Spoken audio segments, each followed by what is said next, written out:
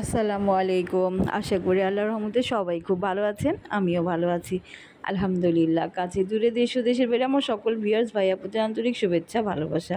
এই তো অনেক দিন পর আজকে আবার একটা ভিডিও শুরু করে দিলাম। তো এখন সকালে নাস্তা বানাইতেছি।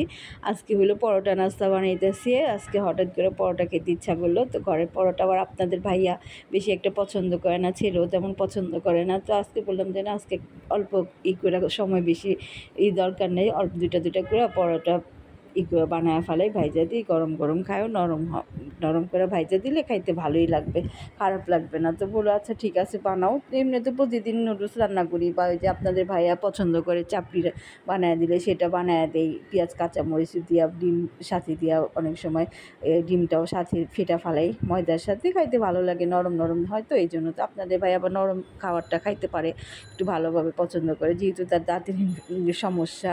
তো এই যে এখন আমি পরোটা একটা করে বেলে নিতেছি আর ভাইজা নিতেছি। তো আমি আজকে লাচ্ছা পরোটা বানাইলাম ছুরি দিয়ে কেটে কেটে, যে দেখতে পাইতেছেন। তো ছোটো ছেলে ভিডিও করতেছে, বলে আম্মু কী করতেছে, আমি কি লাচ্ছা পরোটা বানিয়ে দিই, যেহেতু হাতে সময় আছে তেমন এই নেই, তাড়াহুড়া নেই, বানায় দিই, তোমরা খায়ও নিয়ে। এই তো লাচ্ছা পরোটা বানায় এখন ভাজতেছি। পরোটাগুলো আসলে খুব নরম হয়েছিল আর খুব মানে খাস্তা হয়েছে, খেতে ভালোই লাগছে। তরকারি ঝোল দিয়া খাইলাম। তো অনেকে এই দিয়া পছন্দ করে, কি বলে, চা দিয়ে। তো আমি আবার চা দিয়ে পরোটা খেতে পারি না, আমি তরকারি ঝোল দিয়া সবসময় ছোটোবেলা থেকে অভ্যস্ত। তরকারি ঝোল বা ডিম পচিলেও খাওয়া যায়, ডিমের দিয়েও খাওয়া যায়, কি বলে, পেঁয়াজ কাঁচামরিচ ডিম ভাজা দিয়েও খাওয়া যায়। আপনাদের ভাই আবার পোস্ট খায় না, ও আবার ডিম পেঁয়াজ কাঁচামরিচ দিয়ে ভাজা খায়। তো এই তো পরোটা বানানো হয়ে গেছে, বক্সে তো রেখে দিয়েছিলাম। দেখেন কি সুন্দর খাস্তা হয়েছে না পরোটাগুলি। আর এই যে মুরগির মাংসের তরকারির ঝোল ছিল, ওই ঝোল দিয়ে এগুলো গিয়া খাইতে দিলাম। ছেলে বসছে, আপনাদের ভাইয়াও খাবে, আইসা একসাথে বৈশা খাবে। তো সাদিদ এখনও উঠে নেই, উঠবে, তারপরে হইলো গিয়া ফ্রেশ ট্রেশ হয়ে তারপরে খাবে। তো এই ফাঁকে আমি আপনাদের ভাইয়া খায়া ফেলাই, সাথে আদিবও আছে, আদিবও দিয়ে দিছি।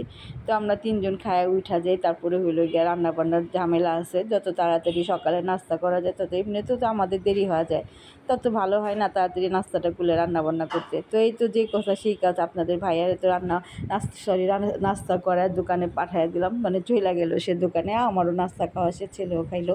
ছোটোটা তো বড়োটা গোসল করতে ঢুকে গেছে, আর আমি এই ফাঁকে হলো যে মাংস ভিজিয়ে রাখছিলাম, ওই মাংসটা হইলো গিয়ে ভালোভাবে মাখায়া তারপরে হইলো গিয়া চুলায় বসায় দিই, কারণ চুলাটা খালি যেতেছে। আজকে বেশি কিছু রান্না করব না, গরুর মাংস রান্না করতেছি, আর হইলো গিয়া মুগ ডাল দিয়ে রুই মাছের মাথা। তো আজকে আপনাদের সাথে আমি কিছু কথা শেয়ার করব, আমার মনের কিছু কথা। আমি কি সমস্যায় ছিলাম, কোন সমস্যা দিয়ে অতিবাহিত হইলাম। কিছুদিন আগে একটা ভিডিওতে বলছিলাম যে আমি অনেক ঝামেলার মধ্যে আছি।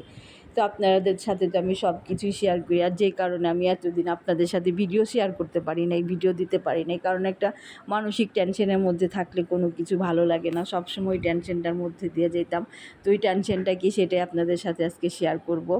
আর সব কিছু বলবো যে হঠাৎ করে কেমন কত বড় একটা বিপদের মধ্যে আমি পড়ছি, যেটা মানে আমাদের জন্য অনেক বড় ধরনের একটা বিপদ। আমি কিভাবে ফেস করলাম, আল্লাহ কিভাবে আমাকে সাহায্য করে এই বিপদের হাত থেকে রক্ষা করছে, সব কিছু আপনাদের সাথে শেয়ার করব। তো এই তো আমি মাংসটা বসায় দিছিলাম, বসায় দেওয়ার পর মাখায় বসায় দেওয়ার পর এখন এই যে কাঁচামরিচ দিতে ভুলে গেছি, কিছু কাঁচামরিচ দেওয়ার, এখন এই যে নাড়াচাড়া করে দিলাম। তো মাংস থেকে পানি উঠছে, আমি এমনিও হাত ধুয়ে একটু পানি দিছি। তো মাংসটা আমার হইতে থাক, আর আমি এখন হলো গিয়া চা বসাইছি পাশের চুলায়, চা খাইনি নাস্তা কইরা, তোমার চা খাবো। তো চাটা হইতে থাক আর মাংসটাও হইতে থাক, আপনাদের সাথে আমি কিছু কথা শেয়ার করি।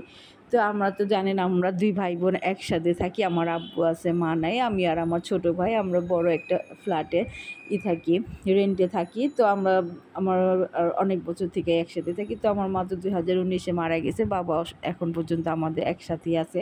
আমরা দুই ভাই বোন বড় একটা ফ্ল্যাটে একসাথে থাকতেছি আর কি।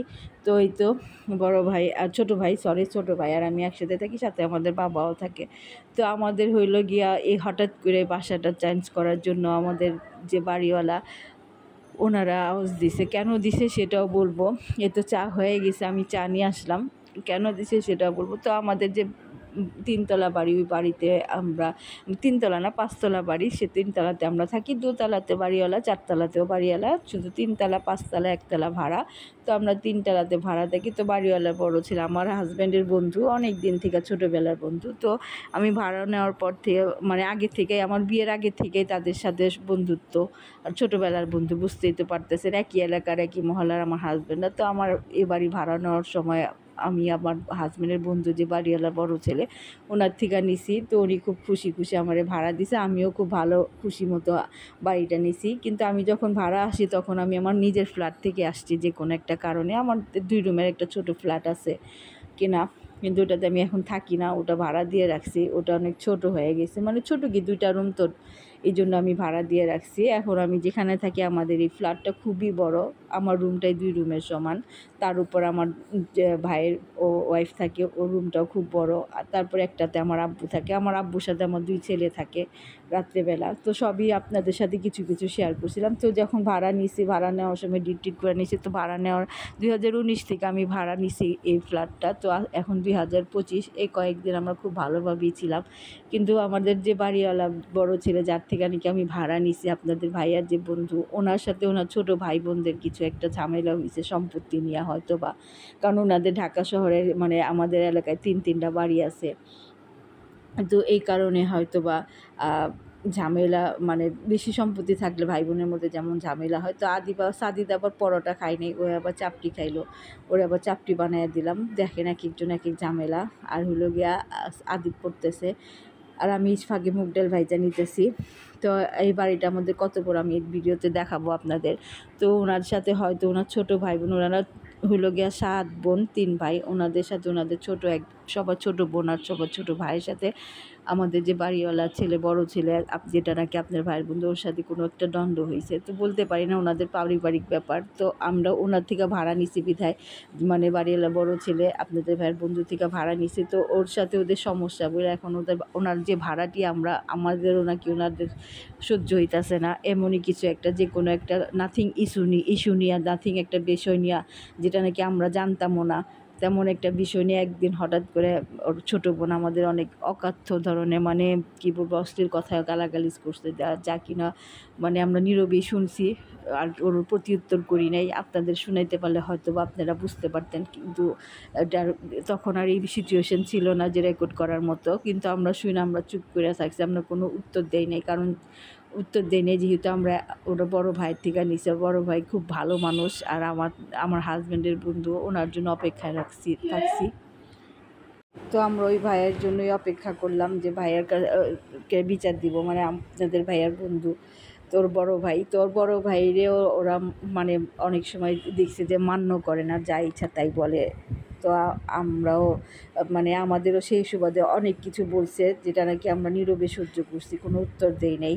কিন্তু আমাদের যে কোনো অপরাধ ছিল এটাই আমরা বুঝতে পারি নাই, বিনা অপরাধে, মানে আমাদের এখন বিনা অপরাধ বলতে গেলে, ডিটেলসে বলতে গেলে অনেক কথা বলতে হয়, এত কথা তো আর বলা যায় না ভিডিওতে, মানে ভিডিওটা লং হয়ে যাবে, অনেক বড় হয়ে যাবে, তখন হয়তো বোরিং লাগতে পারে। তো শর্টকাটে আপনাদের বুঝিয়ে দিলাম, বইলা দিলাম যে মানে আমাদের কোনো দোষ বা কোনো অপরাধী ছিল না, সামান্য একটা কোন কথাতে এমন করলো, সামান্য বলতে কি মানে ওনাদের বাড়িটা অনেক পুরনো, তো হয়তো বা পুরনো বাড়ির সুবাদে মাঝে মধ্যে দেখা গেছে আমাদের ওয়াশরুম থেকে বা আমাদের পাকঘরের থেকে ওনাদের নিচের ভেন্টিলেট দিয়ে, মানে ওনাদের উপরে তো আমি থাকি, ওনাদের নিচে বাথরুমের ছাদ দিয়ে হয়তো বা পানি চুয়ায় পড়ে, হয়তো বা টাইলসের নিচে ফাটছে, যা মিস্ত্রিরাও খুঁজে পায় না। এর আগে এরকম 2-3 বার ঠিক করছে, কিন্তু এটা কিভাবে ফাটে আমরা নিজেরও বলতে পারি না।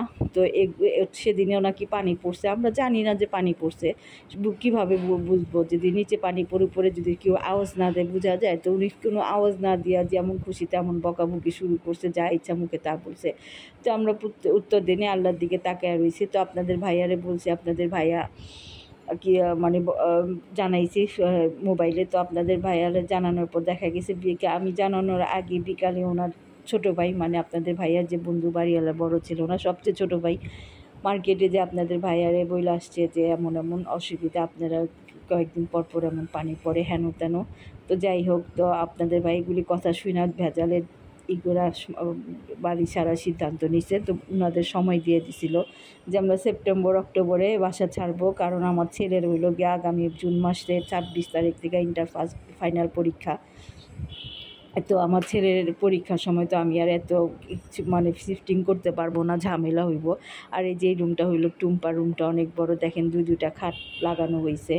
তারপরে যে ভাবি আসছে, ভাবি লোকে সব ঝাড়ু বড় দিতেছে। তো আমি ফ্ল্যাটটা আপনাদের দেখাই যে আসলে কত বড় ছিল, খুবই বড় ছিল।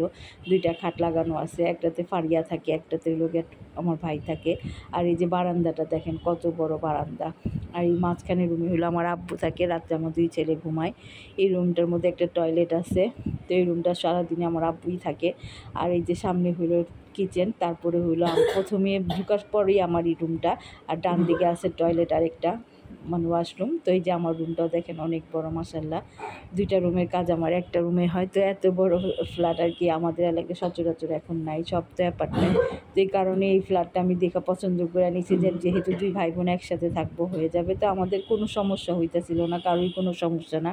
তো ওদের হঠাৎ কী সমস্যা হইলো বুঝতে পারলাম না। তো আপনাদের ভাইয়া তো সেপ্টেম্বর অক্টোবরে সময় নিল। তো সেপ্টেম্বর অক্টোবর নেওয়ার যে বললাম না ছেলের পরীক্ষার কারণে, তো ছেলের পরীক্ষা 26 থেকে 8 আগস্ট পর্যন্ত চলবে, 26শে জুন থেকে। তো এতদিনের জন্য আর কি আমরা লং টাইমটা নিচ্ছি, যাতে ওর পরীক্ষার কোনো সমস্যা না হয়। তো এর মধ্যে আবার আপনাদের ভাইয়া হইল গিয়া আরেক মানে কি বলবো, নানান ধরনের কথা শুনছে মার্কেটে ওর ছোটো ভাই থেকে। তো আপনাদের ভাইয়া জিদ করে সে সেপ্টেম্বর অক্টোবরের আগেই, মানে সে জুলাই মাসে একটা বাড়ি ভাড়া আবার নিয়ে নিছে জুলাই মাসের 1 তারিখ থেকে। তো জুন মাসে আমার ছেলের পরীক্ষা জুলাই মাস থেকে। তো জুলাই মাসে হইলো, সেটা হইলো গিয়ে নেওয়ার একটাই কারণ, আমাদের এলাকায় ছিল বাড়িটা, আর এই বাড়িটা অনেক বড়। আপনাদের ভাইয়া দেখা অনেক পছন্দ করছে।